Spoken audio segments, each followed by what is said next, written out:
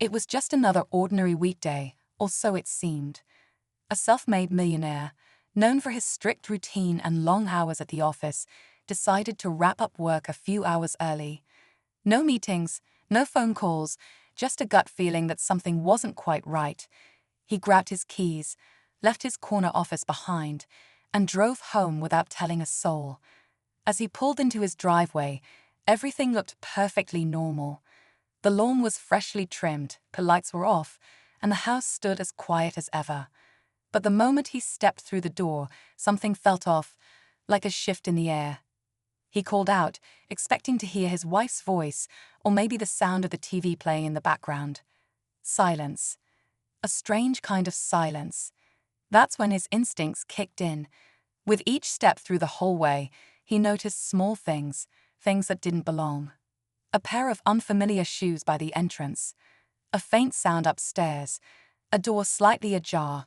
His heart started racing as he moved closer to the master bedroom, trying not to jump to conclusions, yet unable to shake the growing tension in his chest. This wasn't about money or success anymore. It was about trust, about everything he thought he knew. And as he reached for the doorknob, he braced himself for what was waiting on the other side, something that would change his life in a matter of seconds. What he saw next left him completely speechless. He stood frozen, his hand resting on the doorknob, heart pounding louder than the ticking clock on the hallway wall. For a moment, time felt like it stopped. This was his home, his safe space, built from years of hard work, late nights, and endless sacrifices. He had always believed that success could buy peace. But right now, in the silence of his own house, all he felt was unease.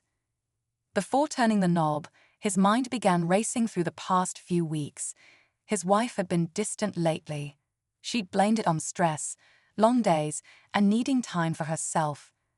He hadn't questioned her. He never had a reason to.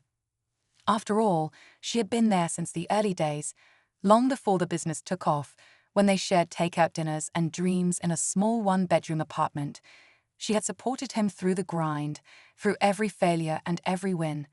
But something had shifted recently. There were more late nights out, more hushed phone calls, and always vague answers. He gently pushed the door open.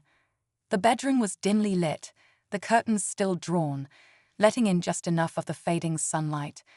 At first glance, nothing seemed out of place. But then he noticed the wine glasses on the side table, 2 of them. One still half full. A faint scent of cologne lingered in the air, one that definitely wasn't his. He looked toward the bathroom door. It was closed. The sound of running water echoed softly. He stepped back, unsure whether to stay or walk away. He took a slow step back, his eyes still fixed on the closed bathroom door. The sound of running water suddenly stopped, replaced by an eerie silence. His breath caught in his throat. Every instinct told him to demand answers, to knock, to open the door, but something held him back. Maybe it was fear, or maybe it was the hope that there was a reasonable explanation, something simple, something harmless. He moved quietly out of the room and stood in the hallway, staring at the floor. His mind was spinning. Was he just overthinking? Was this just a moment of misunderstanding? He remembered how they used to laugh over burnt toast in the mornings, how she'd leave handwritten notes in his briefcase before big meetings. But those memories suddenly felt distant, like they belonged to another version of their life, before the luxury cars, the penthouse trips, and all the spotlight that came with becoming a millionaire. Downstairs, the doorbell rang. Sharp and sudden, he flinched. Who could it be now? He wasn't expecting anyone. Moving quickly but quietly, he made his way down and peeked through the side window. A delivery man stood there, holding a small package. He didn't open the door right away. Instead, he glanced back upstairs, torn between 2 unfolding situations. He signed for the package and noticed the label. It wasn't addressed to him. It had her name, but the return address caught his eye. It was from a city she never mentioned visiting. Something about it didn't sit right. He turned the small package over in his hands, staring at the unfamiliar return address again. It wasn't just any city. It was a place she once claimed she had no reason to visit, somewhere he had briefly traveled for business last year. His stomach turned. Coincidence? Or something deeper? He slowly walked back inside, package in hand, feeling like a stranger in his own home. Upstairs, he heard the soft creak of the bathroom door opening. Footsteps. His pulse quickened. He didn't call out. Instead, he stepped aside, quietly slipping into his home office and gently closing the door behind him. From the crack, he could hear faint voices. A man's voice. Low, confident, and then her voice. Calm, almost casual. They were talking like everything was normal, but nothing about this felt normal. He pressed his ear closer to the wall. The words weren't clear, but the tone was. Familiarity, comfort, a kind of ease that shouldn't exist with a stranger. He glanced back down at the package and finally opened it. Inside was a leather-bound notebook, the kind used for journaling or personal notes. It was embossed with initials. Not hers, not his, but someone else's. Inside, scribbled handwriting, dates, and names, his name. His hands trembled as he flipped through the pages, each one revealing pieces of a timeline he didn't know existed. Trips, meetings, references to phone calls. He realized this wasn't just about betrayal. It was something much more calculated. He stood up, the notebook still open, as footsteps started coming down the stairs. He barely had time to close the notebook before the footsteps reached the bottom of the stairs. He slipped it under a pile of papers on his desk, just as the door to his office creaked open. She stood there, wrapped in a towel, her hair wet, pretending to be surprised. "You're home early," she asked, forcing a smile. He looked at her closely, not just at her face, but the small details. Her trembling fingers, the way her eyes darted briefly toward the hallway, as if checking if someone had followed her. "I forgot something," he said calmly, masking the storm building inside him. "Thought I'd grab it before my next meeting."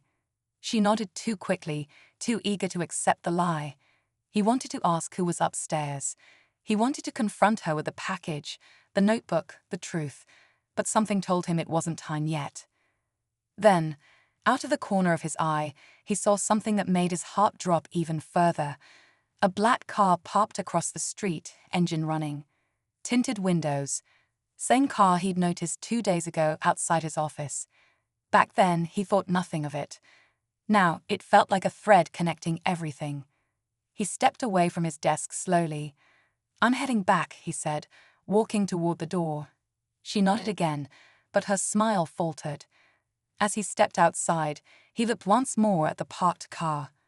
The driver looked up, and their eyes met. It was a face he knew. From the past. Someone he never expected to see again. His breath caught as he stared at the driver, someone he hadn't seen in nearly a decade. His former business partner. The one who'd vanished after a major deal went sour, taking millions and leaving behind only silence and suspicion. That man was supposed to be living abroad, off the grid. What was he doing here, right outside his house?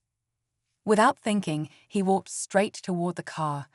The engine revved like it might pull away, but then the door opened. "Didn't expect to see you here," the man said coolly. "But I guess we've both been keeping secrets." He felt the weight of everything crash down at once. The strange package, the notebook, the distant behavior from his wife. It wasn't just about betrayal, it was about business. Money, revenge. His former partner looked up at the house. "She didn't tell you." "We've been working together for months. She reached out after the company went public, said you were distracted, said she wanted to help take back what I lost." His stomach turned. All the quiet changes, the unexplained meetings, the shifting tone in his marriage, it all made sense now. She hadn't just drifted away emotionally. She had been making moves behind his back with someone who once nearly destroyed him. But just as he turned to storm back inside, the man held out a folder. "Before you do anything, you should read this." Inside were legal papers, power of attorney, signed by him, dated last year, but he never remembered signing anything. He stared at the papers in disbelief.